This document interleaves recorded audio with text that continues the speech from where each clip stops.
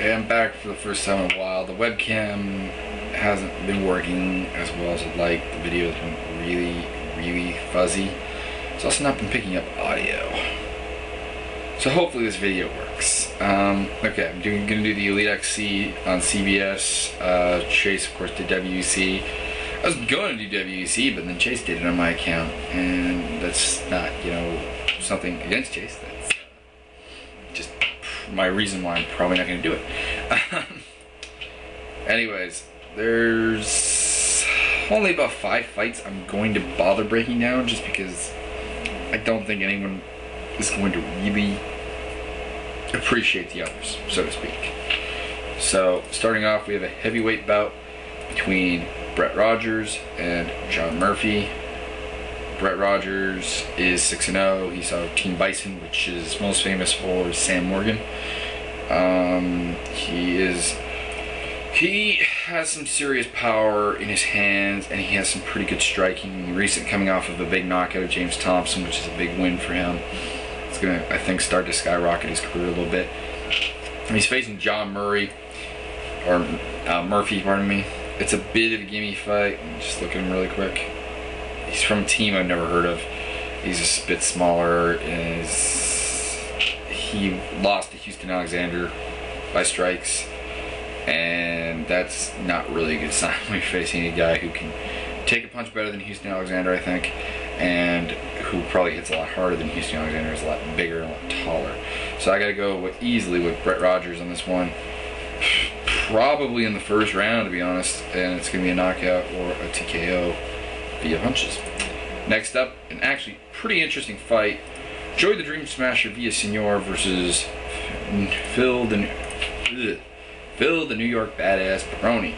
Villasenor, 25-6, trains out of Jackson's, really well-rounded fighter. He did get TKO'd by Ninja relatively recently, but he won a controversial decision over Ricky Fukuda and stopped Ryan Jensen, who of course fought briefly in the UFC without much success. He's very well rounded. He really only loses to the cream of the crop, people like Robbie Lawler, Ryo Chonin, Ninja Hua, and you gotta go ways back, look at the Fight Finder just to refresh my memory. But yeah, so we got him. Yeah, Phil Baroni, 10-9. Record doesn't really indicate just how good this guy is. I mean, he has a lot of power. He has good striking, but recently losses to Frank Shamrock and Kohos kind of set him back. We of course know him for losing to Matt Lindland and Evan Tanner in the UFC. Got submitted by Pete Sell. His big wins are kind of, he had a resurgence in pride. He beat Ikehisa Minoa and Ryo Chonan and Yuki Kondo while he was there. And Yusuke Nishijima, those were all guys that were going to stand with him and not take him to the ground, though. I mean, that's well, except for Ikehisa Minoa. That's basically the issue I see with Phil Baroni is, of course, is despite his supposedly relatively high belt in BJJ and his long time in the game, he still is not very good on the ground. Now, he is decently good at not getting submitted, but he is very prone to being decisioned and out-grappled. And that's what Villasenor, I think, will do. If Villasenor decides to stand with Phil Baroni, it's a mistake. He can possibly win that way, but he can get knocked out that way. And Phil Baroni can beat him also to a decision that way. The difference being, of course, on the ground, it's going to be all Joey Villasenor. I mean, you train with Greg Jackson's camp, you better have a better ground game than Phil Baroni, and he does, and he's shown it before. Then we have Gina Carano versus Caitlin Young. I've never seen Caitlin Young fight. She's 4-1. Gina, of course, 5-0. Most of us are very familiar with her fights. Elite XC protects Gina Carano a bit, and I don't necessarily blame them. I mean, that's the key to success, is basically her and Himbo Slice. So I'm going to think that they're looking for Gina to win. I would have to agree. Gina is very good. I mean, she's good on the feet, she's good on the ground. She's big for the weight class. So I gotta go with Gina Carano, probably the second round TKO over Caitlin Young. Ruthless Robbie Lawler, Scott Smith, very good fight. Scott Smith 13-4, Robbie Lawler 15-4. Both men have had some mixed results. I mean, Robbie Lawler, of course, beat Frank Trigg. You all know him. What else is done? He's beaten Ninja, of course, most recently. He's also beaten Joey Villasenor, who was fighting earlier on the card. Beaten Falinko Vitali. Generally, he's beaten a lot of people, and I mean, his losses are to generally very good competition. He did get knocked up by Nick Diaz, which Nick Diaz is a good fighter, but getting knocked up by Nick Diaz is always been a bit weird. Scott Smith recently completely wrecked Kyle Noak.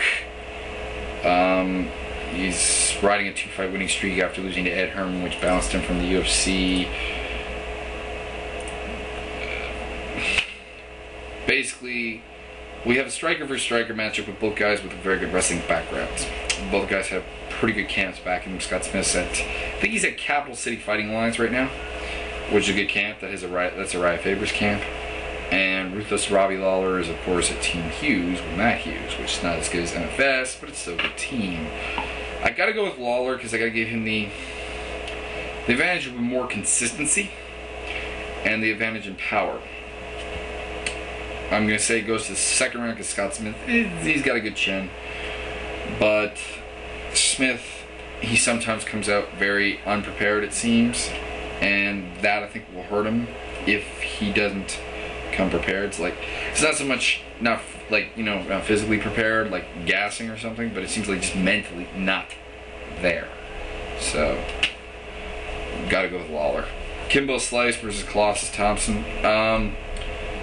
I think James Thompson is a slightly better fighter than Kimbo because he has, which I guess is unfair because we haven't really seen the full gambit of Kimbo's game.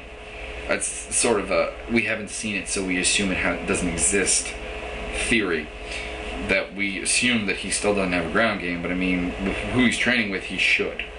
So I guess that's unfair. So we're going to be looking basically though at two guys who do very much rely going chin to chin, punch to punch with people, and that has never worked for James Colossus Thompson against big hitters. See his fight with Alexander Emelianenko, see his fight with Butterbean, see his fight with Neil Grove, Brett Rogers, the list goes on. Rob Broughton, I forgot about the Rob Broughton fight.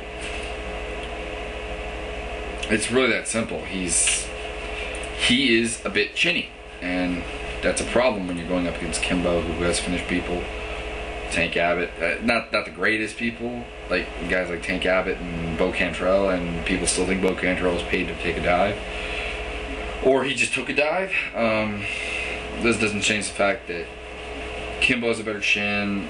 I think Kimbo is close, if not better, than Thompson on the feet, and he's got enough power to knock Thompson out.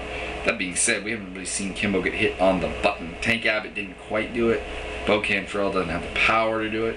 So it's somewhat of a test. It is a step up in competition, but I think people need to get off Kimbo and saying Kimbo is a really, really good fighter until he proves it. That's all basically. So enjoy this night of fights. It's this Saturday, I do believe, is the 31st, which I think is a Saturday now. So enjoy it.